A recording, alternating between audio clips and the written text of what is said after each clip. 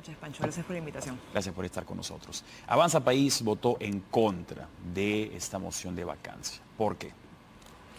Bueno, creo que algo que tiene que quedar clarísimo es que la presidenta Dina Boluarte tiene que esclarecer estos hechos que han sido materia de una serie de denuncias durante los últimos días. No vemos por qué sería tan complicado dar las explicaciones que están pendientes. Y creo que al no dar las explicaciones correspondientes, ella está generándole un profundo daño a no solo a la presidencia de la República, sino a la institucionalidad democrática. Creo que no nos debería sorprender este daño institucional porque finalmente ella es la continuación del gobierno de Pedro Castillo. Dicho esto, creo que es también importante mencionar que quienes están presentando estas mociones de vacancia lo hacen principalmente con el objetivo de crear un falso paralelo entre el gobierno o las, digamos, supuestas faltas o por probarse o por corroborarse faltas de la presidenta con los actos que cometió Pedro Castillo durante su gobierno. Falso paralelo porque creo que hay una abismal diferencia entre una cosa y otra. ¿Crees que el caso de los relojes es escandaloso? Creo que nuevamente la presidenta tiene que dar las explicaciones. Lo que es escandaloso es que no las haya dado hasta el momento. Y nuevamente creo que al no hacerlo, ella está generando un profundo daño institucional que nuevamente no debería sorprendernos. Dina Boluarte es la continuación del gobierno de Pedro Castillo. Cuando se decidió por elegir a Pedro Castillo, se decidió por el deterioro institucional y definitivamente el hecho de que no esté dando esas explicaciones, nuevamente está ahondando en el deterioro institucional y creo que eso puede ser por incapacidad, puede ser intencional, creo que no son mutuamente excluyentes. ¿No habría sido mejor aprobar la moción de vacancia para obligar a la presidenta que viniera con su abogado o solo su abogado para justamente hacer las interrogantes y que las responda? Porque el día de mañana no sabemos. No es necesario que las explicaciones las tenga que dar en el marco de un proceso de vacancia. Las explicaciones se las debe al país independientemente de si se aprueba o no se aprueba un proceso de vacancia y nuevamente creo que la intención por parte de la izquierda a la hora de presentar estas mociones de vacancia es crear este falso símil entre este caso de los Rolex y los actos de Pedro Castillo que fueron de suma gravedad en su momento, como nombrar a miembros o personas muy cercanas a grupos terroristas en su gabinete, atropellar los derechos fundamentales de las personas con estados de emergencia y toques de queda que eran totalmente opuestos mentir a la en declaraciones juradas o recibir relojes posiblemente de manera de dádiva.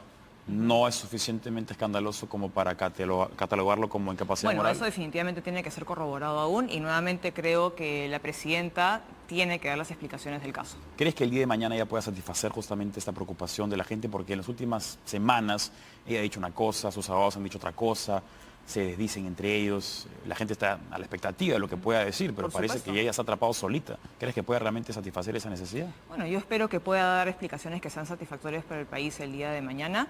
Y nuevamente creo que su silencio o su falta de explicaciones o su incapacidad de dar explicaciones le está haciendo un daño muy profundo a la figura de la presidencia de la República y creo que esto es algo que nos va a generar problemas a futuro.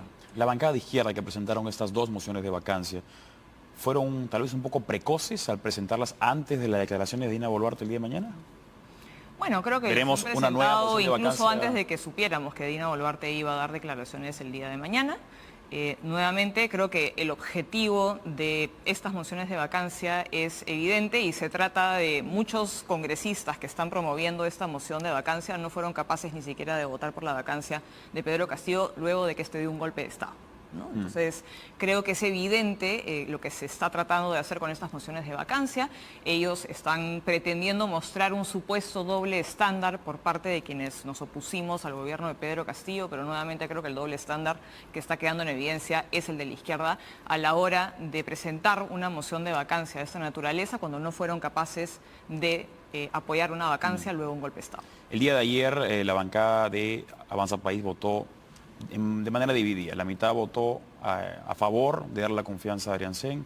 Tú fuiste de los que votaron o que se abstuvieron. ¿Por qué te abstuviste? Yo me abstuve porque un voto a favor hubiese implicado un respaldo político al gobierno de Dina Boluarte y a ella personalmente, respaldo que no se No es al merece, gabinete de Adrián Sein. no se merece mientras no dé explicaciones satisfactorias respecto a las denuncias en su contra. Sin embargo, un voto en contra del gabinete hubiese significado un castigo al gabinete que tampoco iba a solucionar la falta de transparencia de Dina Boluarte. Es decir, no importa cuántos gabinetes se formen o se cambien o se les deniegue la confianza, mientras Dina Boluarte no dé las explicaciones del caso, el problema va a seguir constante y va a seguir vigente. Por eso el voto en abstención. Ayer estuvo acá Alejandro Cabero, le hice esta pregunta, te quiero hacer la misma para cuál es tu opinión. Yo le consulté si no consideraba que abstenerse era un poco pilatesco. Estás un poco lavándote las manos y que sean otros los que voten a favor o en contra. Bueno, yo creo que es una situación nuevamente compleja porque el cuestionamiento es hacia Dina Boluarte personalmente. El gabinete, digamos, en este contexto y el voto de confianza de este gabinete implicaba un respaldo al gobierno de Dina Boluarte. Por lo tanto, sí creo que es una situación compleja y la abstención se debe a que finalmente si hubiésemos votado en contra del gabinete y se hubiese denegado la confianza del gabinete, se hubiese cambiado el gabinete, el problema no se hubiera resuelto. Y es por eso el voto en abstención. Bien, cambiando de tema, ha habido un proyecto de ley que ha presentado la bancada de Avanza País. Es un proyecto de ley que prohíbe que los conductores, productores y directores de medios de comunicación, así como sus familiares, puedan contratar con el Estado hasta por 12 meses después de haber dejado sus trabajos. Ellos alegan que hay... Sí, tengo que hacer una precisión. Ese proyecto de ley no es de Avanza País, es un proyecto de ley de Acción Popular. No ha sido presentado por Avanza País, ni ha sido respaldado por ningún congresista de Avanza País. Como congresista que eres, me gustaría saber tu opinión acerca... Consideramos que es un proyecto de ley absolutamente absurdo. No vemos por qué es que tendría que haber un impedimento para los periodistas y no para los ingenieros, los abogados, los matemáticos. ¿Por qué, digamos, esa profesión en particular? No vemos el motivo. Y nuevamente, si es que en algún momento surge algún conflicto de interés, ese conflicto de interés tiene que ser analizado individualmente. No puede haber una prohibición general para que los periodistas puedan o contratar con el Estado o que haya un impedimento para que sus familiares contraten con el Estado. Esa prohibición o ese impedimento suele surtir efectos o suele aplicarse únicamente para funcionarios públicos.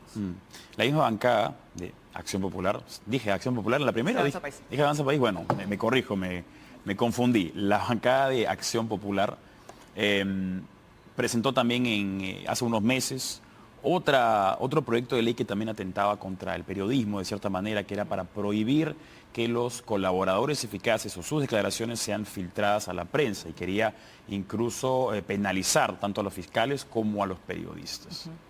A ver, hay varias precisiones que hacer respecto a esa propuesta en específico.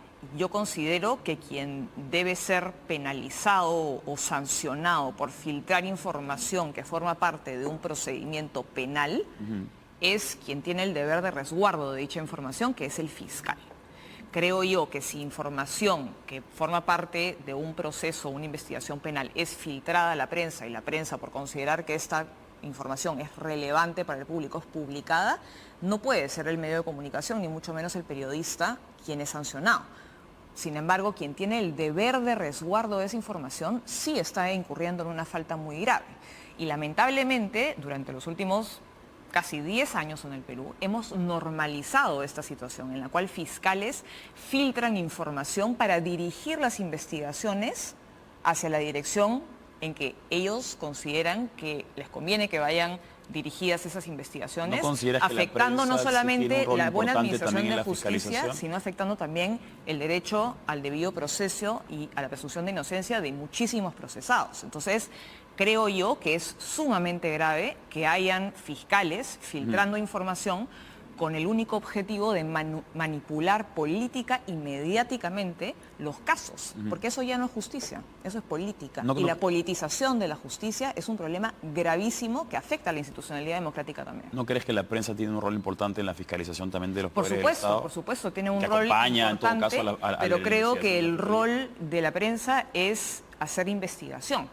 Nosotros no podemos normalizar que haya un intercambio institucionalizado entre el Ministerio Público, los fiscales y los periodistas. No se puede permitir que información que forma parte de un proceso penal sea filtrada sistemáticamente para poder dirigir hacia una dirección u otra un proceso penal. Nuevamente, eso afecta la debida, la correcta administración de justicia y afecta a derechos fundamentales como el debido proceso y la presunción de inocencia.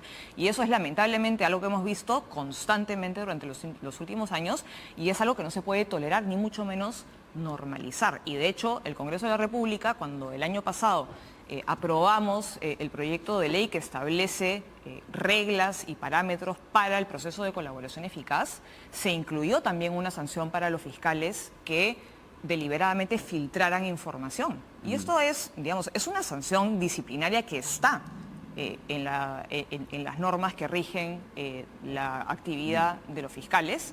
Y creo yo que sí amerita una sanción penal porque nuevamente lo que se está afectando son bienes que deberíamos estar protegiendo, que es la debida administración de justicia y derechos fundamentales de las personas. Hay un caso reciente, recientemente ha salido a la luz, un presunto caso, vamos a decirlo, entre el periodista Gustavo Gorriti y los fiscales Vela y José Domingo Pérez. Muchos gremios y organizaciones periodísticas se están oponiendo a que la Fiscalía le abra una investigación al señor Gorriti.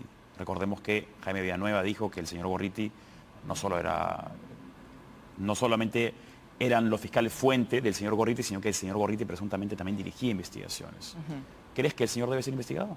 Sí, por supuesto. Creo que si se ha eso no vulnera en la práctica expresión, destituido a la ex fiscal de la Nación en base a unos chats que la mencionaban, yo no veo cuál sería el motivo para no abrir una investigación a otras personas que también son mencionadas en ese mismo chat. Nuevamente, es una investigación. Creo que si hay una investigación para algunos, creo yo que se tiene que aplicar el mismo criterio para todas las personas que están involucradas en ese caso. Y no veo cómo eso implicaría un atentado contra la libertad de expresión, en lo absoluto. No. El caso del señor Gorriti con los fiscales, si bien reventó en su momento, ahora se ha difuminado bastante y no vemos a la Fiscalía tan incisiva como ha sido en otros casos. Mucha gente considera que el señor Gustavo Gorriti es la mano que mece la cuna. ¿Tú crees que es así? Bueno, yo creo que luego de lo que hemos visto en los últimos meses, queda claro que el señor Gorriti, ejerce un poder político dentro del Ministerio Público, que desde mi punto de vista no es debido y es algo que no debería ocurrir. Sí creo que me llama la atención en todo caso que el Ministerio Público y los fiscales sean tan expeditivos para abrir la investigación a algunos, pero no a otros, ¿no? Bien, pasando a otro tema, quedan todavía más de 2 años de este periodo legislativo. ¿Hay reformas que tú consideras que son importantes donde el Congreso, el Parlamento debería poner énfasis antes de que acabe el mandato? Sí, por supuesto, y creo que es importante nuevamente debido al daño institucional que se está generando debido a este gobierno que para Avanza País siempre debió haber sido un gobierno de transición y nuevamente es gracias a la izquierda que este gobierno no ha sido un gobierno de transición porque ellos se opusieron al adelanto de elecciones el año 2024, al cual ya se había llegado a un acuerdo. Sin embargo, tenemos que contrarrestar de alguna manera este daño institucional y es por eso que es tan importante que se aprueben reformas como la bicameralidad, ¿no? Que ya se aprobó al inicio de esta legislatura. Creo que es una reforma sumamente importante, pero no puede convertirse ni va a ser una varita mágica. La bicameralidad por sí sola no va a solucionar los problemas institucionales que tenemos, sino que tiene que venir acompañada de otras reformas como por ejemplo la renovación de las cámaras. Es importantísimo que se renueven las cámaras por partes o por mitades para que haya una relación más dinámica entre el electorado y sus representantes, es decir, que a mitad de un quinquenio los ciudadanos puedan evaluar el trabajo de sus representantes en la Cámara de Diputados y puedan decidir si es que quieren mantener a sus representantes o reemplazarlos por otros, y eso también genera que haya una relación más dinámica entre el Ejecutivo y el Legislativo. Porque al no ser la composición del Congreso estática durante 5 años, eso le permite al ciudadano también evaluar el trabajo del Ejecutivo. Si el Ejecutivo está haciendo un buen trabajo, el ciudadano probablemente premie ese buen trabajo eligiendo a una mayoría que sea afín al gobierno y de lo contrario elegirá a una mayoría que sea opositora al gobierno. Entonces, ¿también sería en el caso del Senado igual? En el caso del Senado, también habría que evaluar un mecanismo de renovación. Como el periodo es de 5 años, en la Cámara de Diputados la renovación tendría que ser por mitades. Yo inicialmente presenté un proyecto de ley para que, asumiendo que íbamos a mantener un sistema unicameral para que se renueve la totalidad del Congreso cada 2 años y medio, pero esta nueva reforma nos obligaría a hacerlo por mitades y en el caso del Senado habría que encontrar la fórmula de permitirlo hacerlo por partes dentro de un periodo de 5 años. ¿Por qué no se podría hacer una renovación completa a mitad de año, ahora que es bicameral? Porque la reforma constitucional ha sido aprobada por un periodo de 5 años. Entonces, eso, digamos, limita la posibilidad de hacer una renovación total de la Cámara a mitad de un quinquenio, ¿no? Pero sí abre la puerta a que cuando se debata la ley orgánica de ambas cámaras, sí se puede evaluar la posibilidad de una renovación por mitades, que yo creo que es sumamente importante, porque le da al ciudadano una herramienta de evaluación del trabajo de sus parlamentarios, cosa que hoy día sí se tiene, ¿no? Pero cada 5 años, y yo creo que sería mucho más saludable que se haga más frecuentemente. Bien, vamos a hacer una dinámica que hemos estado haciendo aquí en Mundos Paralelos. Yo te voy a decir una palabra que es tendencia y tú me dices lo primero que se te viene a la mente. Hagamos un reel. Rolex. Explicaciones. Dina. Falta de transparencia. Gorriti. Operador político. Vacancia.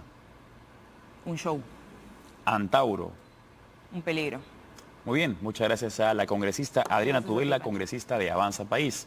Gracias. Gracias, Adriana. Vamos a ver otra tendencia, que es la censura presentada por algunas bancadas de izquierda contra la todavía ministra de Cultura, Leslie Urteaga, por, recordemos, aquello que sucedió con los escándalos, el escándalo de las